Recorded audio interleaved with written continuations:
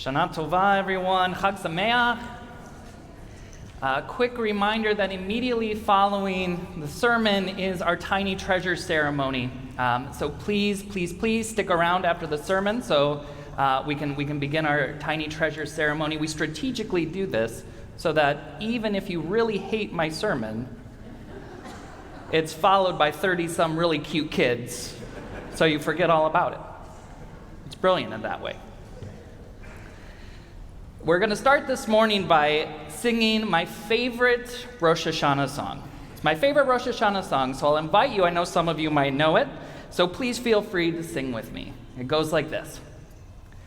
Dayeinu, Dayeinu, Dayeinu, Dayeinu, Dayeinu, Dayeinu, Dayeinu, Dayeinu, Dayeinu, Dayeinu. It's a great Rosh Hashanah song.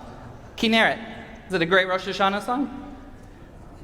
No, it's not a Rosh Hashanah song. It's a Passover song, right? We sing it on Passover. And it makes sense that we sing that song on Passover. When we sing it around our tables for our Pesach Seder, we're singing to God. Right? We have this great opportunity, this great theological moment where we get to sing to God. And we get to say, if you only would have done this one thing, Ilu, this one thing for us, it would have been enough for us to devote our lives to you, Lador Vador, from generation to generation. And what makes the song so beautiful, of course, so theologically significant, is that it could go on forever. God, if you only brought us out of Egypt, Dayeinu, it would have been enough. If you only gave us Torah, Dayeinu, it would have been enough. If you only gave us Shabbat, it would have been enough. If you had only allowed me to be born and to make it here today, Dayeinu, it would have been enough. If you only would have brought me and my spouse together, or had me live to see my kids, Dayeinu, it would have been enough. If you had only brought me the sunrise this morning, it would have been enough. As long as there is breath in our lungs, we could keep on singing the if only, the Dayenus for the rest of our lives. And that's what makes it a perfect Passover song. But what makes it a perfect Rosh Hashanah song, what makes it my favorite Rosh Hashanah song, is when we flip the perspective and we see what this song looks like when it's God singing to us rather than us singing to God. And if you thought our version was good, just you wait.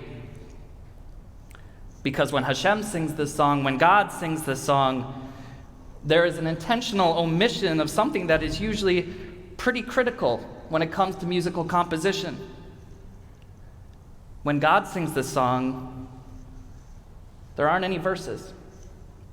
It's only chorus, repeating in an eternal loop until we get it, until we understand it. Dayeinu, Dayeinu, Dayeinu, Dayeinu, Dayeinu. You see, as people, we need God to give us something for us to sign on board to this covenant. That's how people work. And that's pretty theologically consistent, not just in Judaism, but in many faith traditions. We need some kind of jumpstart to make sure that we're in the right place and pointing our prayer and our love in the right direction. And if we're being honest, those Dayenus, those only ifs in our tradition, are actually pretty significant places to start a relationship, regardless of which one we choose. Yetziat Mitzrayim, redemption from slavery.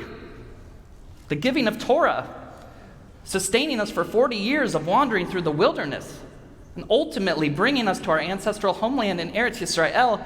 Those are some solid starting points. Those are our verses that we sing to God.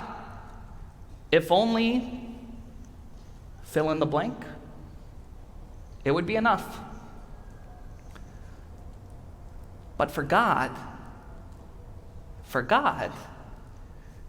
there is no if only. There's just the enough. And I need you to hear me, and I need you to believe me when I say that this morning.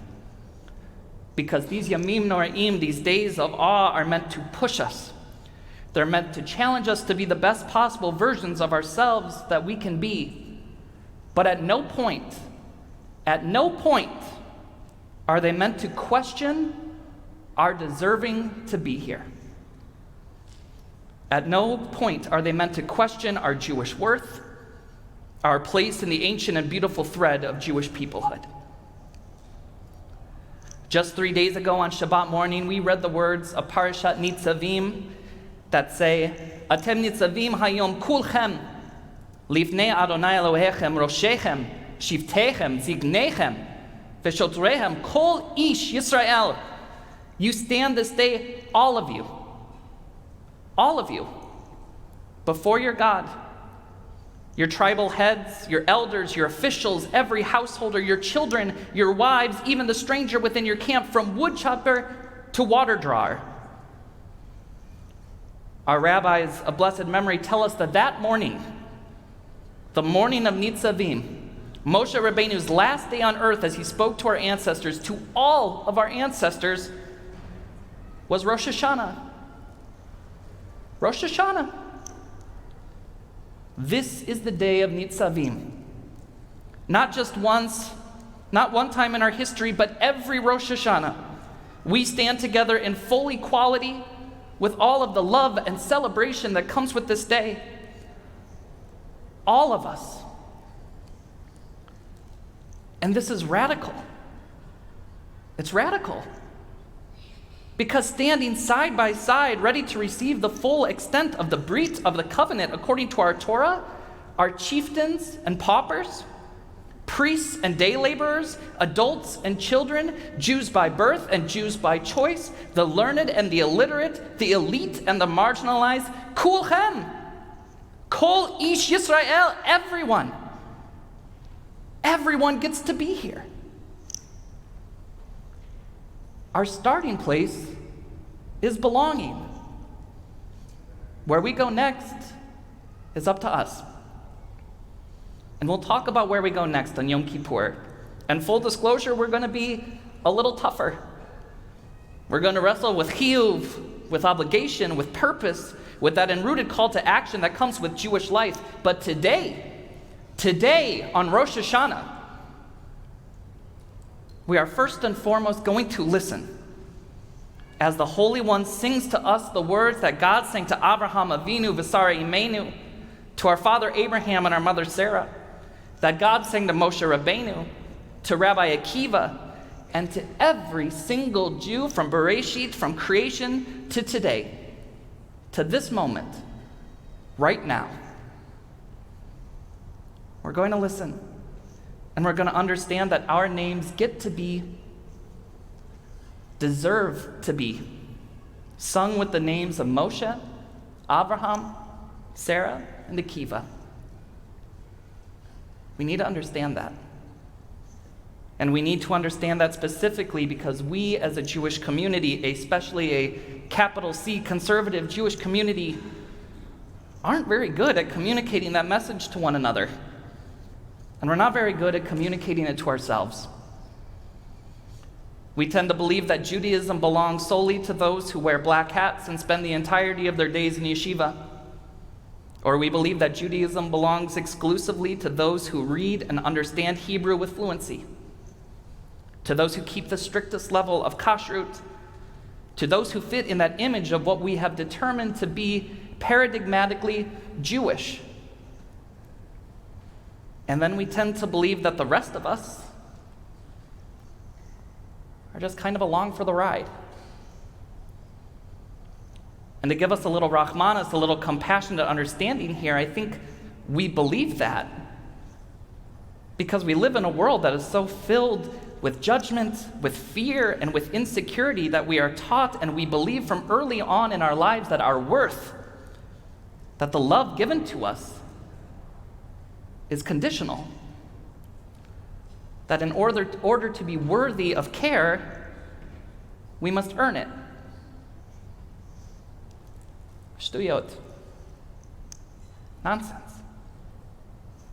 It's nonsense. You are worthy of love because you are a human being. And you are worthy of Masorah. You are worthy of tradition. You are worthy of these days of awe. You are worthy of the sweetness of a new year. You are worthy of Yiddishkeit in all of its beauty and profundity because you are a Jew. Because breathed into you was the same breath of life that was breathed into Moshe Rabbeinu, that was breathed into our great rabbis and sages, into our heroes and prophets, into our teachers and poets, into our leaders, our scribes, our tzaddikim, the righteous of our tradition. You are worthy of it all. Because today is Rosh Hashanah. And the world is being reborn. Not just for the select few, but for you. For me. For every single one of us. There is a teaching usually attributed to Rabbi Nachman of Bratslav, which reads, "The day you were born was the day God decided that the world could not exist without you." And if I can build off that teaching a little, it was also the day that God decided that the Jewish people could not exist without you. Judaism doesn't need you. Judaism requires you. There's no caveat, no fine print, no exceptions. Today, God sings without any sense of ambiguity that you are enough. Dayeinu, Dayeinu, Dayeinu, Dayeinu, Dayeinu.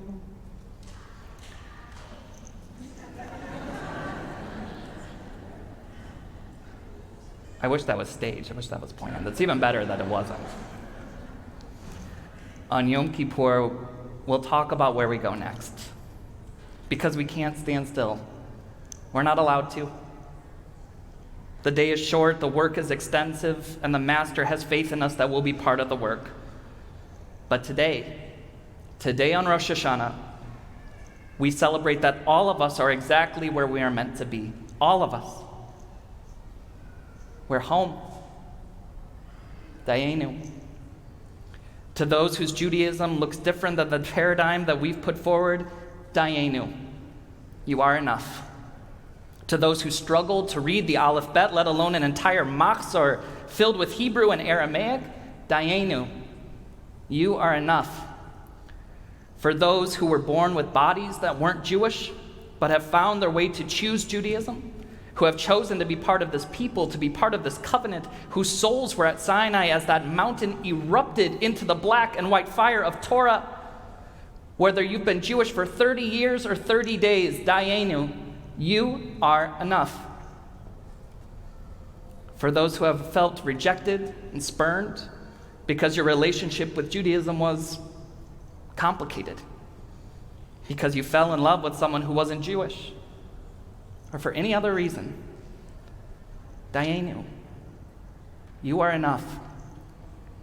And for anyone at all who needs to hear it on this beautiful morning of Nitzavim, on this day when the sound of the shofar rings throughout the universe, when we say those powerful words, Hayom Harat Olam, that today is the birthday of the world and all of God's creation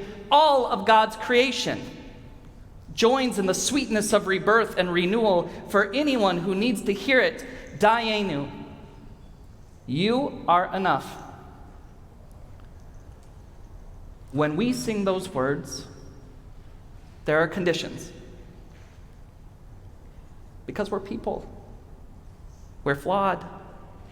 Because we need proof in order to believe. Which is why it's such a great Pesach song. Because redemption engenders covenant. But today, on Rosh Hashanah, God sings those words. And there's nothing else. There's just us. Held, loved, celebrated, exactly how we are. Exactly where we're meant to be. Here. Home. Dayeinu, Dayeinu, Dayeinu, Dayeinu, Dayeinu, Dayeinu, Dayeinu, Dayeinu, Dayeinu, Dayeinu. Chag Sameach, everyone.